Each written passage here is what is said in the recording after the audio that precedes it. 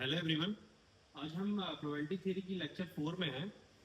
तो इसमें एक क्वेश्चन हमें और दिया है।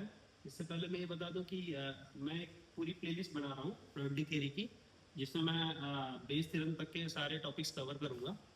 तो अभी हम सेकंड क्वेश्चन करेंगे कंडीशनल प्रोबेबिलिटी का। तो पहले क्वेश्चन समझते हैं क्या है कि a dice thrown twice and sum of the numbers appearing is observe to be 6। मतलब एक डाई है जिसको दो बार उछाला जा रहा है, बेसिकली फेंका जा रहा है। तो उसके जो भी नंबर्स अपीयर हो रहे हैं वो उनका सम जो है, सॉरी ये सम होगा, सम SUM। ओके, तो उनका जो सम आ रहा है नंबर्स का वो 6 आ रहा है। ठीक है, तो हमें बताना क्या है, what is the conditional probability of the that the number 4 has appeared at least once. मतलब कंडीशनल प्रोबेबिलिटी ऐसी बतानी है कि जो दो डाइस उछाले गए हैं, जो डाई उछाला गया दो बार, उसमें चार एटलीस्ट एक बार आया हो। ऐसी जो ये इवेंट बनेगी उसकी प्रोबेबिलिटी हमको निकालनी है। उसमें गिवन दैट क्या है कि जो नंबर्स का सम है वो 6 होना चाहिए। अभी ये थोड़ा कॉम्प्लेक्स लग रहा होगा आपको, इसको पहले मैं एक्सप्लेन करने के लिए, जब एक डाई दो बार थ्रो करी जाती है तो कितने नंबर ऑफ आउटकम्स पॉसिबल है, बेसिकली सैंपल स्पेस के सैंपल पॉइंट्स कितने होंगे, पहले हम वो समझते हैं, वो ज़्यादा इंपॉर्टेंट मान लीजिए। तो यहीं पे हम लिखते हैं एक बड़ा सा सैंपल स्पेस बेसिकली, जिसे हम एस से डिनोट करते हैं। तो अगर एक डाई दो बार उछाली जाती है तो उसके डाई किसे बोलते हैं ये भी पता होना चाहिए। जिसमें बेसिकली लूडो का जैसे एक डाई होता है उसी को बोलते हैं, जिसमें एक से लेकर होता है बेसिकली, जो लूडो का गिट्टा होता है बेसिकली, जिसमें एक से लेकर 6 तक मार्क होता है। तो वो बेसिकली अगर एक बार हम उसको उछालेंगे तो एक से लेकर 6 तक के चांसेस है कि कोई भी आ सकता है। तो सारे, और अगर दो बार करते हैं तो कितने इवन आउटकम्स बनेंगे उसको हम पहले नोट करते हैं, उसको हम सैंपल स्पेस बोलेंगे।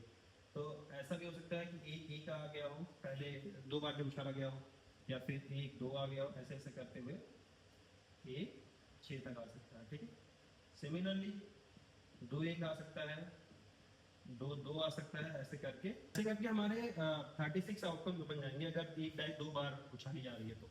ठीक है, तो ये हमारा सैंपल स्पेस हो गया। सैंपल स्पेस क्लियर है। अब हम देखते हैं कि सम ऑफ द नंबर्स जो है 6 अगर होते हैं वो कितनी बार हो सकता है। तो उसके लिए इसको हम एक इवेंट मान लेते हैं, बेसिकली इसको इवन मान लेते हैं। इवेंट को डिफाइन भी कर देते हैं कि भाई सम ऑफ द नंबर्स, इसको हम क्या कर देते हैं समझने के लिए हमने बनाया था, sum of the numbers appeared on die is to be 6। अब इसके केसेस क्या क्या बन जाएंगे, चलो इसके अब आउटकम निकालते हैं। ऐसा हो सकता है कि एक 5 आया हो, 5 एक भी आ सकता है ना। दो 4 आया हो, 4 दो भी आ सकता है। 4 आउटकम्स हो गई। 3 3 आ सकता है, और कोई आ सकता है, और नहीं कोई आ सकता है। ठीक है, तो एक दो, दो 4 4 दो 3 3, हाँ यही 4 है। हाँ, एक दो तीन चार पाँच, 5 आउटकम्स होंगे इवन इवेंट के, जिसे हम सम ऑफ द नंबर्स जो है एक 6 आना चाहिए। ठीक है, ये हो गया। अब अगला इवेंट हमारा होगा, अब दूसरा इवेंट एक देखते हैं जिसकी कंडीशनल प्रोबेबिलिटी हमको निकालनी है। तो उसको इक्वल मान लेते हैं।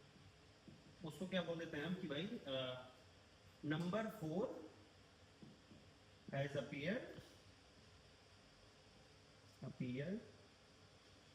At least once.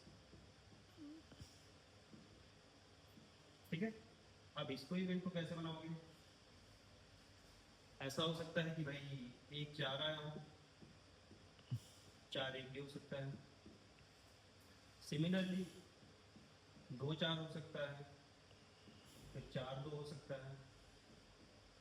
सिमिलरली इसको बड़ा समझाएगा, 3 4 हो सकता है, 4 3 हो सकता है, 5 4 हो सकता है, 4 5 हो सकता है, 6 4 हो सकता है, और 4 6 हो सकता है। इसके अलावा कोई इवेंट बनेगा, कोई आउटकम आएगा इस इवेंट के लिए कितने टोटल, 2 2 4 2 6 2 8 2 10, टोटल 10 आउटकम्स इसके होंगे। ठीक है, इसमें गलती लोग कर सकते हैं कि भाई हमने सीक्वेंस से गिना हुआ है, तो एक केस तो ये भी हो सकता है कि भाई 4 4 भी है और ये होगा ही बेसिकली, ये मिस हो जाता है कभी भी। ठीक है, तो ये टोटल नंबर ऑफ आउटकम्स होंगे जब इवेंट E2 होगा। ठीक है, अब इसकी हम कंडीशनल प्रोबेबिलिटी निकालते हैं। ठीक है, तो अभी हम देखते हैं कि निकालना क्या है हमको। अभी ये पहले हम ये चीज देख लेते हैं कि सैंपल पॉइंट्स कितने थे सैंपल स्पेस में। अभी जो हमने लिखा था शुरू में उसमें 36 आउटकम्स थे टोटल। ठीक है, तो वो 36 हो गए। अब हमको निकालना क्या है कि probability of E2 when E1 has already occurred, मतलब E2 ऑलरेडी हो चुका है, आई मीन सॉरी E1 हो चुका है ऑलरेडी और E2 की प्रोबेबिलिटी निकालनी है। ठीक है, तो इसको लिखेंगे कैसे, सिंपल फॉर्मूला लिख देते हैं हम।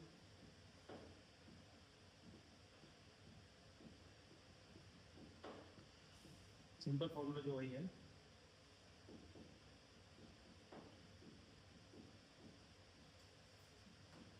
E2 बाई E1 सॉरी, हाँ सर यहाँ पे निकालना हमको था कि E1 बाई E2 निकालो, E1 probability of E1 when E2 has already occurred निकालना है। ठीक है, probability of E1 when E2 has already occurred. ठीक है, the probability of E1 intersection E2 divided by probability of E2। ठीक है, E2 पहले हो चुका है, मतलब एटलीस्ट एक डाइस पे जो है, डाई पे 4 आ चुका है, तो उसके टोटल नंबर ऑफ आउटकम्स हो चुका जो भी है यहाँ पे मेंशन है, मतलब E2 पहले हो चुका है। अब हमको निकालना है कि E1 की प्रोबेबिलिटी क्या होगी, मतलब E2 पहले हो चुका है और E1 की प्रोबेबिलिटी निकालनी है। तो E1 इंटरसेक्शन E2, अब E1 और जो E1 इवेंट है और E2 इवेंट है, दोनों में कितने आउटकम्स कॉमन है वो देखने तक है हमको। क्या क्या कॉमन है, 2 4 और 4 2 कॉमन है, 2 4 और 4 2। ठीक है, तो जाहिर सी बात है 2 इवेंट्स कॉमन है यहाँ पे। अब यहाँ पे लिख देते हैं हम E1 इंटरसेक्शन E2 में क्या है, 2 4 एक आउटकम है और 4 2 दूसरा आउटकम है। ठीक है, तो 2 इवेंट्स कॉमन हो गए, तो इसकी प्रोबेबिलिटी क्या हो जाएगी, 2 divide by total number of outcomes in the sample space कितना है, 36, यहाँ पे मेंशन कर रखा है मैंने। और E2 में कितने सारे आउटकम्स हैं, 2 2 4 11। ठीक है, तो इसकी प्रोबेबिलिटी क्या हो जाएगी, 11 डिवाइड बाई 36 कट जाएगा तो आंसर आ जाएगा आपका 2/11। तो बेसिकली अगर एक ऐसा इवेंट जो पहले अकर हो चुका है, जिसमें एटलीस्ट एक 4 वैल्यू जो है डाई पे आनी चाहिए, अगर वो हो चुका है, तो some of the events, some of the outcomes जो कि 6 होना चाहिए, उसकी होने की क्या प्रोबेबिलिटी होगी, उसकी प्रोबेबिलिटी होगी 2/11। ठीक है, so that's all for this question and thank you.